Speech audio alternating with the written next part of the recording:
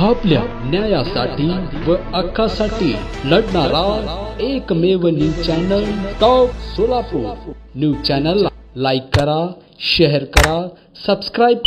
नागपूर येथे नुकत्याच पार पडलेल्या विधिमंडळ अधिवेशनात अवैध गौण खनिज उपसा प्रकरणी 4 तहसीलदार, 4 मंडल अधिकारी व 2 तलाठ्यांना थेट निलंबित करण्यात आले।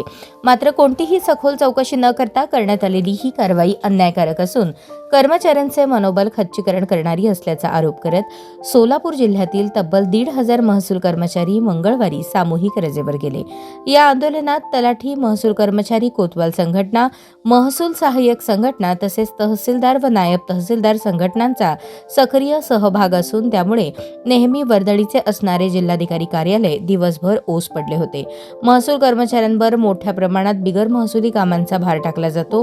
अवैध गौण खनिज वाहतुकीवर कारवाई करताना कोणतेही संरक्षण दिले जात नाही।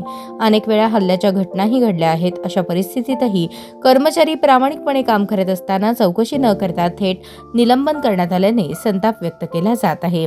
निलंबित तहसीलदार, मंडल अधिकारी व तलाठ्यांना सन्मानपूर्वक तात्काळ सेवेत पुनर्नियुक्त करावे या मागणीसाठी पुणे विभागातील विविध जिल्ह्यात आंदोलन तीव्र झाले असून जोपर्यंत निलंबन मागे घेतले जात नाही तोपर्यंत आंदोलन सुरूच राहणार असल्याचे निवेदन जिल्हाधिकाऱ्यांना देण्यात आले।